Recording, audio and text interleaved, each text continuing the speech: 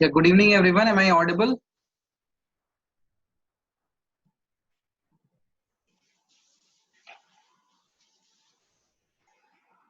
Chat में confirm करो क्या मेरी आवाज क्लियर आ रही है।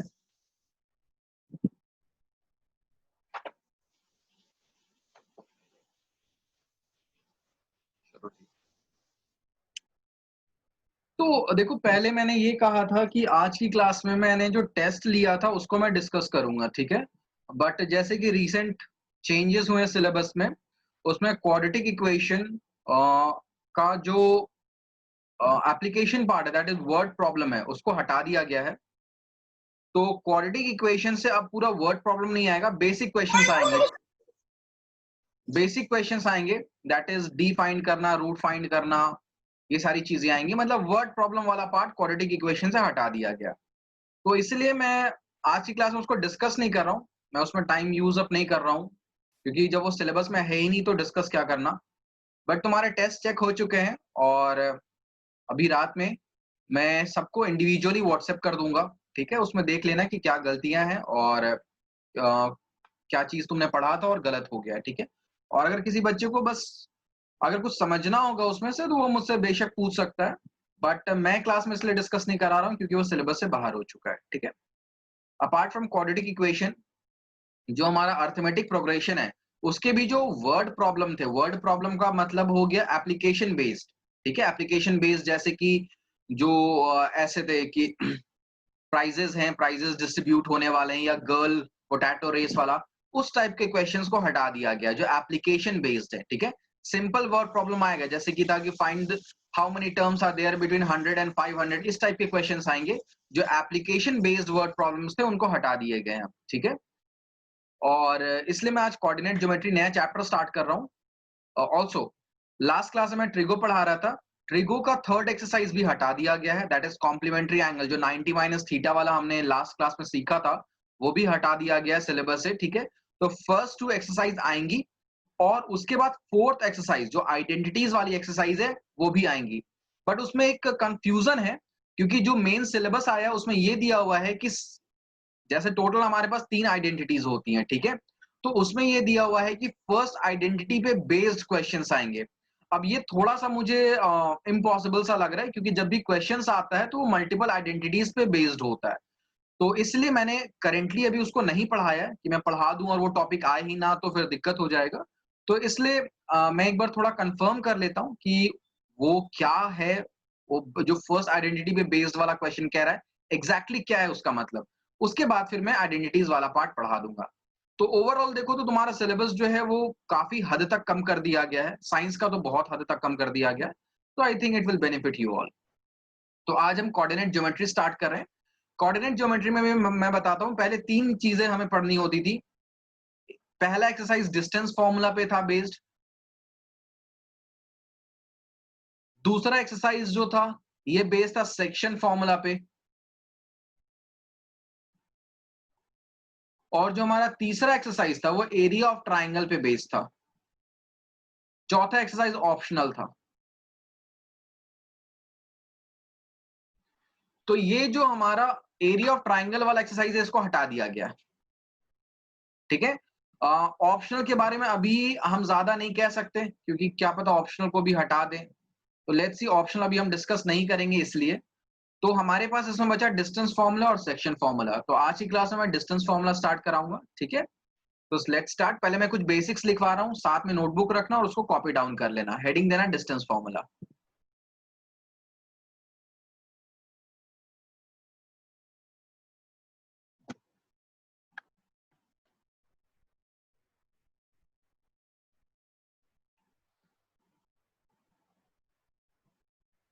तो सपोज हमारे पास कोई पॉइंट है P एंड कोई पॉइंट है Q, ठीक है।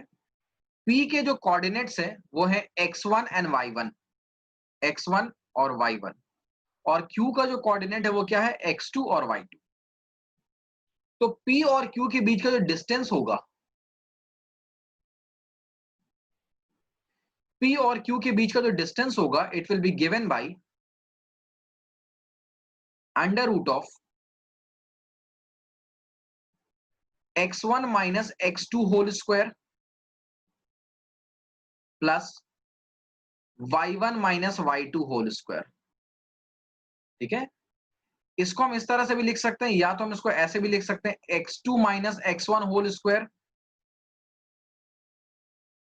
And y2 minus y1 whole square. ठीक है, बोथ आर करेक्ट, दोनों सही है। समझाने के लिए मैं ले लेता हूं, सपोज x1 हमारे पास 2 है, x2 हमारे पास 5 है, तो भाई x1 माइनस x2 किसके इक्वल हो गया? 2 माइनस 5 दैट इज -3। तो इसका अगर हम स्क्वायर करते हैं, अगर सपोज मैं इसका स्क्वायर निकालता हूं, तो वो क्या हो गया? इसका स्क्वायर जो क्या आ गया? -3 का स्क्वायर हो गया 9। अब अगर मान लो मैं x2 माइनस x1 कर दूं, तो x2 माइनस x1 क्या होगा? 5 माइनस 2 विच इज 3। इसका स्क्वायर निकालता हूं, तो वो भी क्या आ जाएगा? 9 आ जाएगा। ठीक है, तो x1 माइनस x2 लिखो या x2 माइनस x1 लिखो, क्योंकि दोनों का हम स्क्वायर कर रहे हैं। ठीक है, ऐसे तो ये इक्वल नहीं था, लेकिन क्योंकि दोनों का स्क्वायर कर दे रहे हैं, तो दोनों आपस में इक्वल हो गया। तो फॉर्मूला में तुम्हें x1 माइनस x2 याद करना, ये कर लो, या x2 माइनस x1 याद करना, ये याद कर लो, फर्क नहीं पड़ने वाला।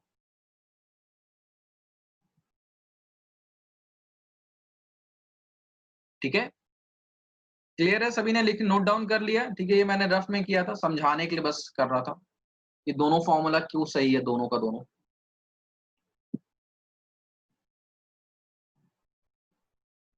तो दिस इज डिस्टेंस फॉर्मूला। ठीक है,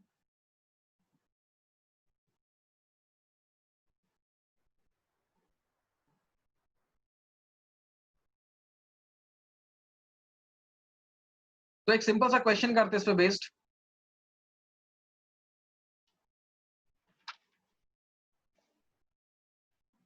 पार्ट 1, एक पार्ट मैं करवाता हूं। हमारे पास 2 पॉइंट दिया हुआ है, एक को P मान लेते हैं, एक को Q मान लेते हैं। ठीक है, तो यहाँ पे हमारे पास x1 क्या है? 2। ये क्या है? ये y1 है। 4 क्या हो गया? x2 हो गया, और 1 क्या हो गया? y2 हो गया। तो भाई डिस्टेंस PQ क्या हो जाएगा? अब देखो, अभी स्टार्टिंग में क्या है ना, फॉर्मूलाज लिखा करो। स्टार्टिंग में क्या, एग्जाम में भी फॉर्मूलाज हमेशा लिखा करो, उससे क्या होता है, तुम्हें एक तो मार्क्स मिलते हैं, और दूसरा क्या होता है, तुम कभी ब्लंडर्स नहीं करते हो। तो ये हो गया हमारा x1 minus x2 whole square plus y1 minus y2 whole square. ठीक है, पुट कर दो भाई values. x1 minus x2 4, sorry 2 minus 4, 2 minus 4 whole square plus this is 3 minus 1 whole square. तो 2 minus 4 is -2 whole square plus this is 2 whole square. तो this is -2 का square हो गया 4, 2 का भी स्क्वायर हो गया 4, रूट एट क्या होता है भाई? 2√2 होता है। ठीक है, सभी को पता ही होगा। 8 को हम लिख सकते हैं 2 4 ज़ा 8, 2 2 ज़ा 4। तो √8 लिखा जा सकता है √2 इंटू 2 इंटू 2। एक 2 पेयर बना के बाहर ले आते हैं, अंदर बचा एक 2। So it is 2√2 units. ठीक है, कोऑर्डिनेट ज्योमेट्री में सेंटीमीटर वगैरह कुछ नहीं होता, सेंटीमीटर मीटर ऐसा नहीं होता, हम यूनिट्स लिखते हैं बस। तो चलो फटाफट मुझे सेकंड करके बताओ, सेकंड का आंसर मुझे चैट में बताओ क्या आ रहा है, जल्दी बताओ। सॉल्व करो और बताओ सेकंड का आंसर क्या आ रहा है। हाँ जी चिन्मय बोलो। सर इनके आइडेंटिटी लगा के सॉल्विंग कर सकते हैं। भाई जब सिंपल सॉल्व हो रहा है तो आइडेंटिटी क्यों लगाएगा, बड़ा क्यों क्यों करेगा? ठीक है, आइडेंटिटी ओके सर। कब आइडेंटिटी कब लगता? ठीक है, जैसे कि मान लो होता x -2 आ जाता, तो ये आगे सॉल्व तो हो नहीं सकता था, x से 2 को माइनस नहीं कर पाते, तो जब इसका स्क्वायर करते ना, तो यहाँ पे हम आइडेंटिटी लगा रहे होते हैं। ठीक है, अब यहाँ पे सिंपली हो गया, तो आइडेंटिटी क्यों लगा के इसको बड़ा करे। ठीक है, चलो भाई फटाफट मुझे सेकंड पार्ट का आंसर बताओ, सभी बच्चे करेंगे, इजी है। ठीक है, कोई कॉम्प्लिकेटेड सा नहीं है, बहुत आसान सा चैप्टर है ये।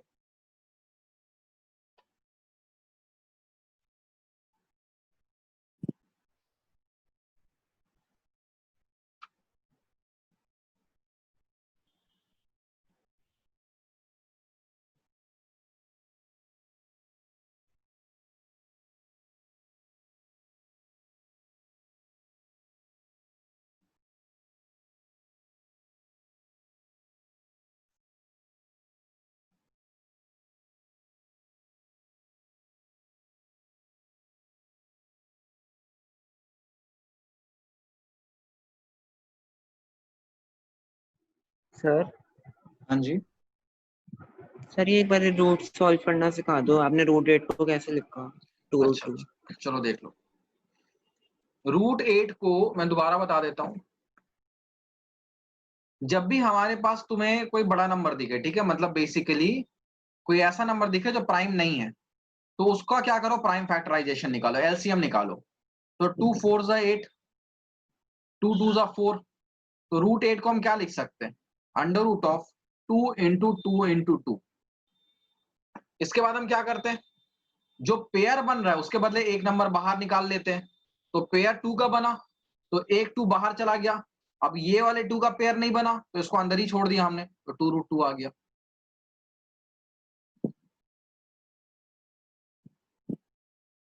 ठीक है, ये करके मुझे बताओ रूट 54 को क्या लिख सकते हो।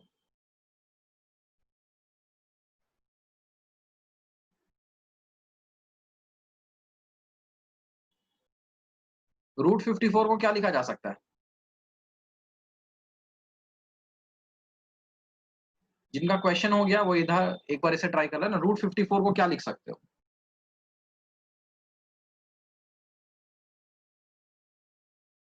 अच्छा, किसी का आंसर आया फर्स्ट वाले पार्ट का, किसी ने आंसर निकाला है।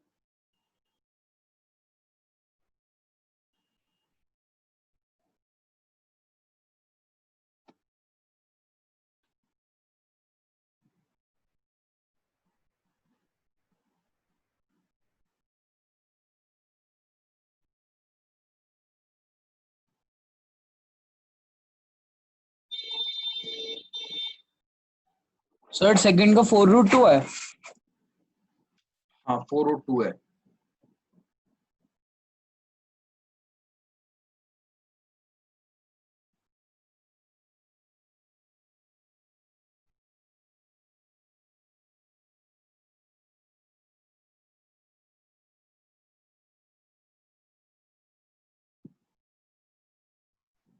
सर रूट 54 3 रूट 6 आएगा।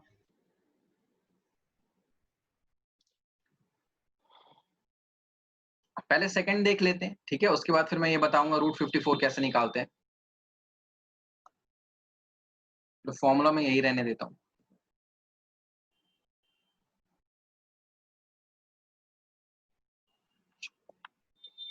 ये था हमारा फॉर्मूला। अब यहां पर भाई मार्किंग फटाफट कर लो। ये हो गया x1, इसे मिटा देता हूं। तो ये हो गया x1, ये हो गया y1, ये हो गया हमारा x2 और ये हो गया हमारा y2। तो वैल्यूज पुट करो भाई फटाफट। x1 माइनस x2, तो -5 माइनस ऑफ -1, ठीक है, तो ये हो गया +1। आई बात समझ में। -5 माइनस ऑफ -1, ये क्या हो गया +1, plus y1 that is 7 minus 3 whole square. तो -5 + 1 क्या हो गया, -4 हो गया ये, और ये हो गया 7 माइनस 3 इज 4। तो 4 का -4 का स्क्वायर भी +16, +4 का भी +16, ये क्या हो गया अंडर रूट ऑफ 32। बच्चे ये मत करना, कोई बच्चा ऐसा ना कर दे कि सर 2 16 था तो एक 16 को बाहर निकाल दिया। ठीक है, कोई ये मत कर देना कि सर 2 16 था तो एक 16 को बाहर निकाल दिया। ये एडिशन में, और एडिशन में ऐसा नहीं होता, मल्टीप्लीकेशन में 2 16 होता तो एक बाहर आ जाता। तो अब 32 को देखो, सॉल्व करो। 32 का प्राइम फैक्टराइजेशन निकालो। 2 से 16 टाइम्स में, 2 से 8 4 टाइम्स रूट में, 2। हाँ, 2 से 4, 2 से 2। तो रूट 32 को हम क्या लिख सकते हैं भाई, अब यहीं पे पेयर बना लो, ठीक है, ये पूरा लिखने की जरूरत नहीं, यहीं पे पेयर बना लो। एक 2 का पेयर है तो इसके बदले हमने एक 2 लिख दिया, फिर दूसरा 2 का पेयर है तो इसके बदले 2 लिख दिया। ये तीसरा वाले का पेयर नहीं बन पा रहा है, तो इसको रूट के अंदर ही रहना पड़ेगा। तो ये आ गया 4 रूट 2 यूनिट्स।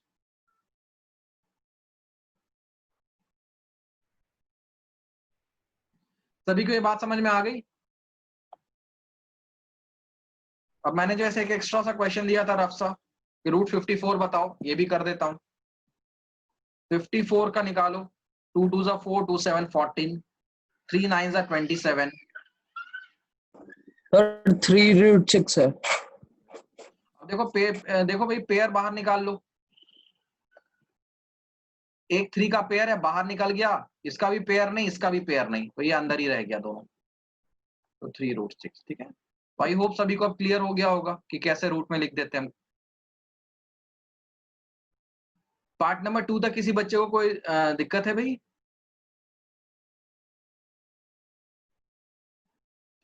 पार्ट नंबर 3 थोड़ा सा पेचीदा है, थोड़ा सा कॉम्प्लिकेटेड है। निकालो, देखते हैं कितने बच्चे निकाल पाते हैं। पार्ट नंबर 3 थोड़ा सा कॉम्प्लेक्स है बस।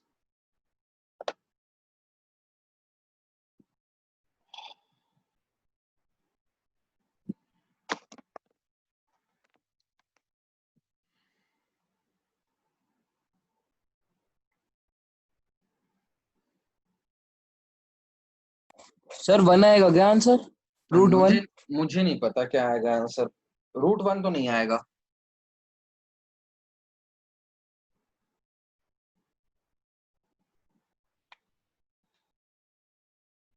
ए और बी के टर्म्स में ही आ रहा होगा आंसर। थर्ड का आंसर ए और बी के टर्म्स में ही आ रहा होगा।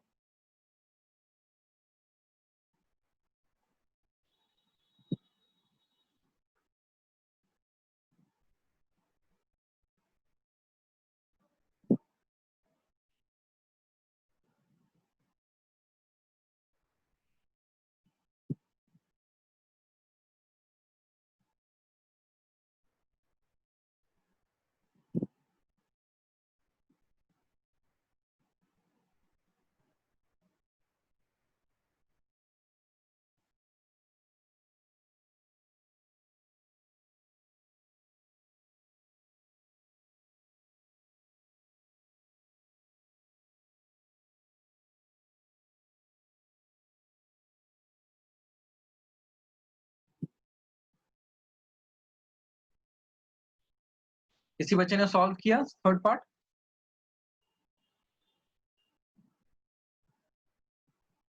चलो देखते हैं फटाफट।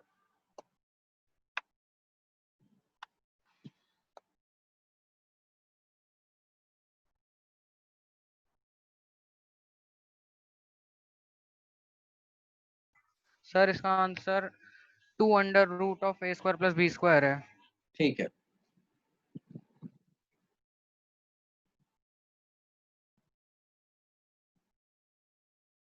चलो भाई थर्ड पार्ट देखते हैं फटाफट। ये हो गया हमारा x1, ये हो गया हमारा y1, ये हो गया हमारा x2 और ये क्या हो गया हमारा y2। तो वैल्यूज पुट करते हैं भाई। x1 minus x2 that is a minus of minus a। ठीक है, जिन बच्चों का ब्लंडर होता है वो ऐसे लिख लिया करो, plus b minus of minus b। ठीक है, जो मेंटली कैलकुलेट अच्छे से कर लेता है कोई बात नहीं, जो नहीं कर पाता वो लिख के करो। ठीक है, 1 सेकंड के चक्कर में 3 नंबर मत गवा देना। तो ये हो गया हमारा a प्लस a का whole square, minus minus plus हो गया, और ये क्या हो गया माइनस माइनस प्लस हो गया, तो ये हो गया b प्लस बी का होल स्क्वायर। अब यहां दोबारा कोई आइडेंटिटी मत लगा देना भाई। ठीक है, a प्लस a ये हो गया 2a, तो ये हो गया 2a का स्क्वायर, b प्लस बी हो गया 2b, तो ये हो गया 2b का स्क्वायर। आइडेंटिटी तब तक नहीं लगाते जब तक उसकी जरूरत ना हो। तो ये हो गया √2 का स्क्वायर हो गया 4, ये हो गया 4a², उसी तरह से ये हो गया 4b²। अब हम क्या करते हैं यहां से, देखो 4 को कॉमन लिया जा सकता है अंदर। ठीक है, 4 को कॉमन लिया जा सकता है, तो हुआ a² प्लस b²। अब हमारे पास यहाँ 2 टर्म है, एक टर्म ये है और दूसरा टर्म ये है। तो यहां पर क्या होगा, 4 हमें पता है कि 4 जो होता है वो 4 का अंडर रूट क्या होता है 2, ये 2 बाहर आ गया। अब एक बात ध्यान रखो, अगर रूट के अंदर ऐसा होता a प्लस बी का होल स्क्वायर, ठीक है, रूट के अंदर अगर a प्लस बी का होल स्क्वायर होता तो बाहर a प्लस बी आ जाता, ये सही था। लेकिन अगर रूट के अंदर a² प्लस b² है, तो कोई बच्चा ऐसा ना सोचे कि a² है तो a भी बाहर आ जाएगा पहले, और फिर b² है तो b भी आ जाएगा पहले बाद में बाहर। ये गलत है। ठीक है, ऐसा मत करके आना कोई। मैं तो कह रहा हूं साइड में कॉपी में लिख लेना, बच्चे इसमें बहुत गलत करते हैं, बहुत गड़बड़ करके रहते हैं वो। ठीक है, ऐसे इंडिविजुअली जब भी प्लस में 2 चीजें होती है ना, तो उनको हम अलग अलग करके रूट से बाहर नहीं निकालते हैं, ध्यान देना उस चीज को। ठीक है, जब प्रोडक्ट में होता तभी निकाला जा सकता। तो ये दो बातें जो है साइड में लिख लेना, अगर आती है अच्छे से तो अच्छी बात है, बट मैंने हर बार देखा बच्चे इसमें बहुत गलतियां करते हैं, तो ये चीज साइड में लिख लेना कि आगे गड़बड़ ना कर लो। बहुत अच्छे, सिमरन का भी सही आंसर आया। चलो ठीक है, तो यहां तक बातें समझ में आ गई, अब आगे बढ़ते हैं, ठीक है।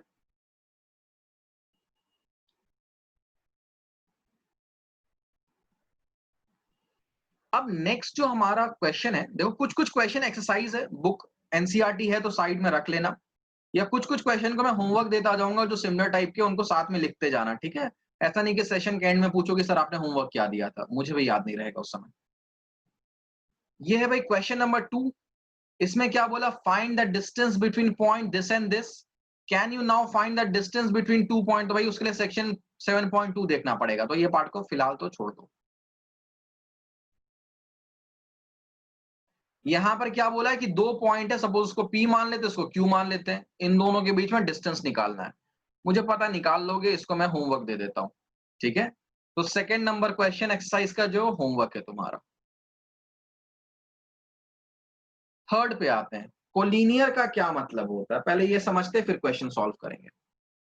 तो पहले कॉन्सेप्ट देखते हैं, जो भी कॉन्सेप्ट लिखवाता हूं साइड में लिख लेना, ठीक है, बुक में या कॉपी में जहां भी लिखना हो लिख लेना अच्छे से। देखो कोलिनियर का मतलब होता है lying on same point या on the same line, on the same line। मतलब अगर कहा है कि ये 3 पॉइंट, सपोज ये P है, ये Q है, ये R है, अगर इसको कोलिनियर प्रूफ करना है तो it means that they lie on the same line, वो सेम लाइन पे लाई करते हैं, ठीक है।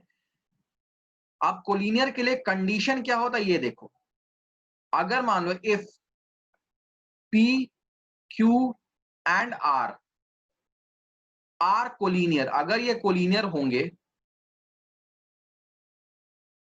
देन PQ प्लस QR जो होगा it should be equals to PR, ठीक है। PQ और QR का सम जो होना चाहिए वो PR होना चाहिए, ना उससे बड़ा ना उससे छोटा। अगर ये कंडीशन फॉलो होता है तो PQR क्या होता, कोलिनियर हो जाता है, ठीक है। इसको समझा देता हूं, अगर किसी बच्चों को नहीं समझ में आया कि ये कहां से कंडीशन आ गया। सपोज ये PR लाइन है, ठीक है। अब हमारे पास एक और पॉइंट है, सपोज एक है, ये है PQ और ये है हमारा QR सपोज। अगर इसको हम यहां पर ऐसे अरेंज कर दें, मतलब अगर इस वाले लाइन को उठा के हम यहां पर लाके रखते हैं सच दैट यहां पे Q आ गया, और इस वाले को हम इस पार्ट में लाके रखते हैं सच दैट ये QR यहां फिट हो गया, मतलब ये दोनों जो है यहां पर अच्छे से फिट हो गए, तो क्या होगा, PQR जो है ये Q इस Q के साथ मैच कर जाएगा, ये P इस P के साथ मैच कर जाएगा, और ये R इस R के साथ मैच कर जाएगा, ये कोलिनियर कहलाएगा, ठीक है। बट अगर मान लो ये PQ और QR का सम ज्यादा होता है तो उस केस में क्या होता है, ट्राइंगल फॉर्म कर जाता है, ध्यान देना है। अगर PQ और QR का सम PR से ज्यादा होगा उस केस में क्या हो जाएगा, PQR एक ट्राइंगल फॉर्म कर जाएगा। तो ये भी कंडीशन साथ में ही लिख लेना, ये भी कंडीशन मैं साथ में लिखवा देता हूं कि if PQ plus QR is greater than PR, ठीक है। If PQ plus QR is greater than PR, then PQR is a triangle. PQR forms a triangle. तो ये दो कंडीशन है, इस सेकंड कंडीशन को भी हम आगे यूज करेंगे। अगर मान लो हमें 3 पॉइंट्स दिया हुआ रहे और कहा जाए कि क्या ये ट्राइंगल फॉर्म कर रहे हैं, तो हमें PQ प्लस QR किसी भी दो साइड का सम तीसरे से बड़ा दिखाना पड़ेगा। तो ये दोनों पॉइंट्स अभी साथ में लिख लेना, एक को तो इसी क्वेश्चन में यूज करेंगे, एक को बाद में यूज करेंगे। तो तुम्हें समझ में आ चुका है हमारे पास 3 पॉइंट है, P Q और R, ठीक है। तुम्हें क्या दिखाना है, तुम्हें पहले P, बच्चों मेरा इंटरनेट कनेक्शन अनस्टेबल दिखा रहा है, क्या आवाज क्लियर है? यस सर, क्रैक हो रही है। क्रैक हो रही है सर, थोड़ी क्रैक थोड़ी हो रही है। क्रैक हो रही है sir.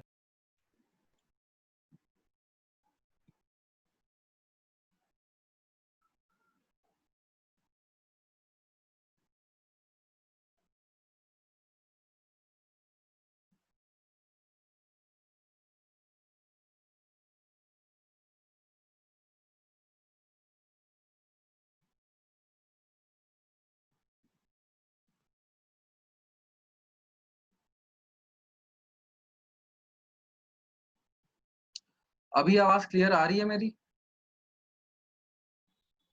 Yes sir. Yes sir. ठीक है, ठीक है।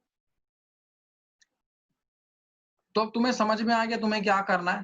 तुम्हें PQ निकालना है डिस्टेंस फॉर्मूले से, फिर तुम्हें QR निकालना है डिस्टेंस फॉर्मूला से, फिर तुम्हें PR निकालना है डिस्टेंस फॉर्मूला से, फिर चेक करना है क्या PQ और QR को ऐड करके PR आ रहा है या नहीं आ रहा है। ठीक है, तो तुम्हें 3 बार डिस्टेंस फॉर्मूला लगाना है। तो कैसे लगाएंगे ये देख लेते हैं। अभी बिगिनर लेवल पे क्या तुम करो, ये अलग अलग लगा के देखो। पहले P और Q के बीच में निकालना है, तो ऐसे लिख लो, P क्या है 1 5 और Q क्या है 2 3। तो ये हो गया हमारा x1 y1 x2 y2। ठीक है, बेसिक्स ऐसे कर लो। थोड़े समय के बाद जब तुम प्रैक्टिस करके एक्सपर्ट बन जाओगे तो मेंटली कर लेना, उस समय फर्क नहीं पड़ेगा। तो PQ क्या हो गया under root of x1 minus x2 whole square plus y1 minus y2 whole square. तो x1 माइनस x2 कर दो भाई, 1 minus 2 whole square plus 5 minus 3 whole square. 1 minus 2 क्या हो गया -1 का, और यहाँ स्क्वायर होगा का स्क्वायर, और ये हो गया 2 का स्क्वायर। तो ये क्या आया 1 प्लस 4 दैट इज √5 यूनिट। तो PQ ऐसे निकाल लिया। अब ये साइड वाला तो सभी ने लिख ही लिया होगा, इसे मिटा देता हूं।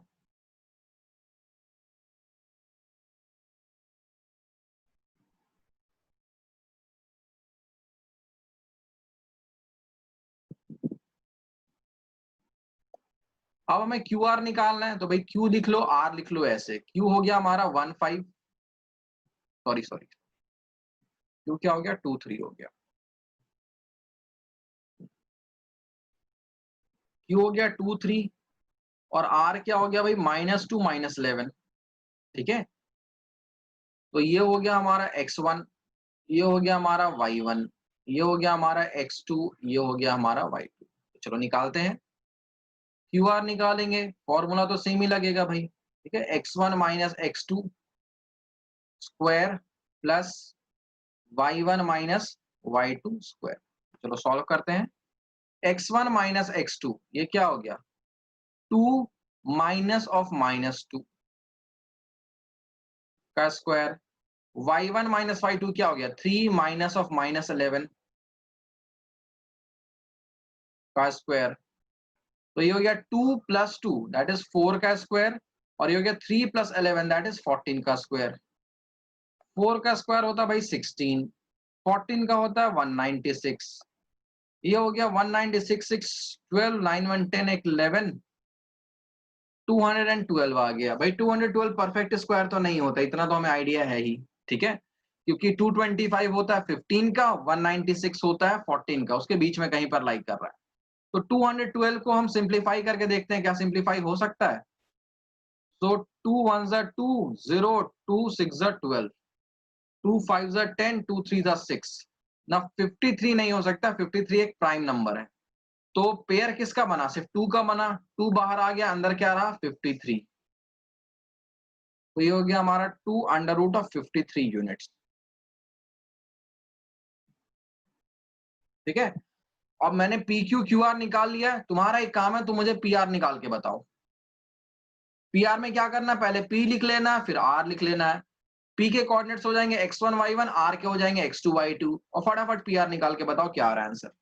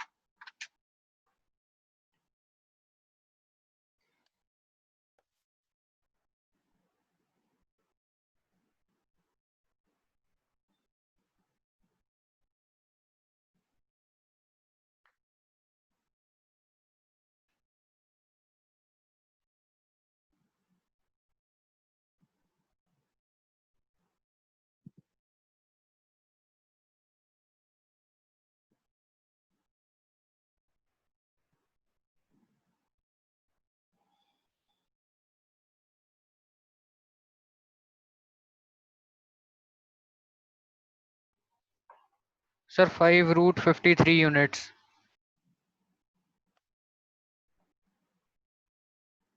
भाई बाकी सबका यही आ रहा है क्या? PR 5√53 यूनिट्स आ रहा है?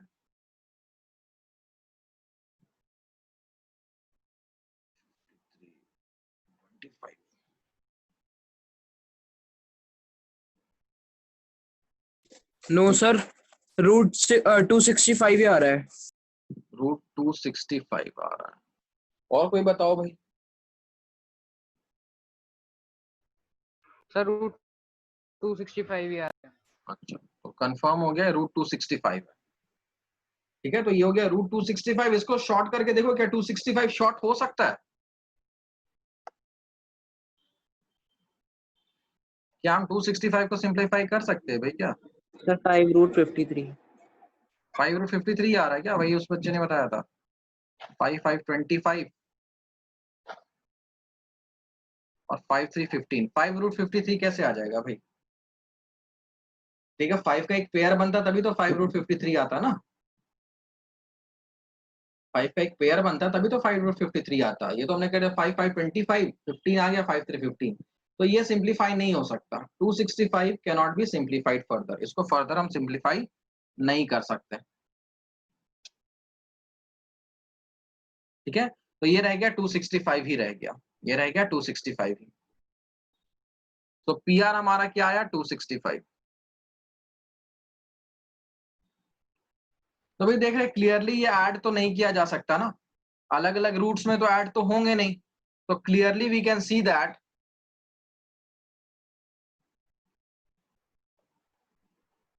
clearly PQ plus QR is not equals to PR। ठीक है, क्योंकि अलग अलग रूट है। अलग अलग रूट तो ऐड होता नहीं है। √5 √53 के साथ ऐड हो नहीं सकता। तो PQ plus QR is not equals to PR, so points are not collinear। points are not collinear, collinear नहीं है। ठीक है, तो ये रहा इसका आंसर। पॉइंट्स कोलिनियर नहीं है।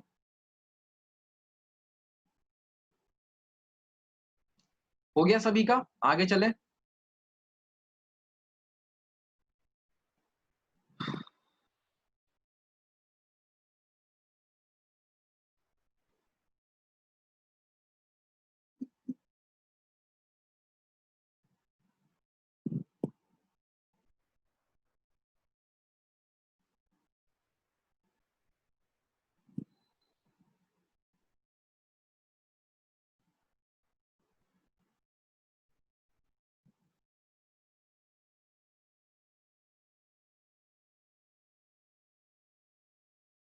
सभी ने कॉपी कर लिया बच्चों? आगे चलें।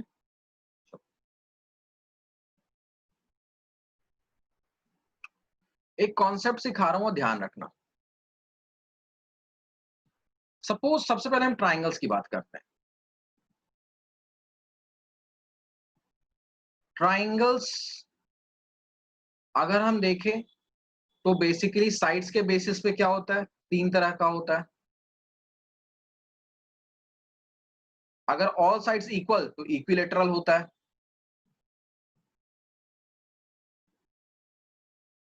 अगर दो साइड इक्वल तो आइसोसेलेस होता है।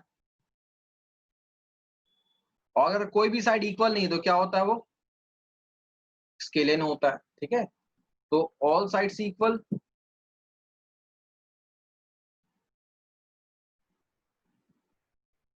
To sides equal,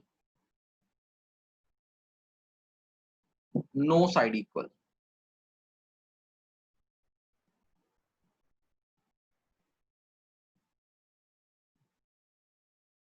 Janashi, what are you asking?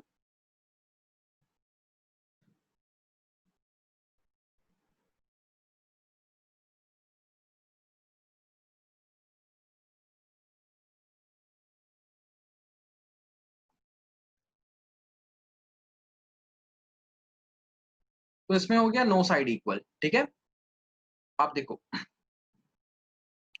Triangle का क्या कंडीशन होता है, मैंने बता दिया है ना। AB plus BC। चलो AB BC के टर्म्स में नहीं बता रहा था ना। अच्छा, मैं ये बता रहा हूं कि ट्राइंगल्स में क्लासिफिकेशन बता रहा हूँ, ठीक है, जनरल कुछ फिगर्स के बारे में पढ़ रहे हैं कि ट्राइंगल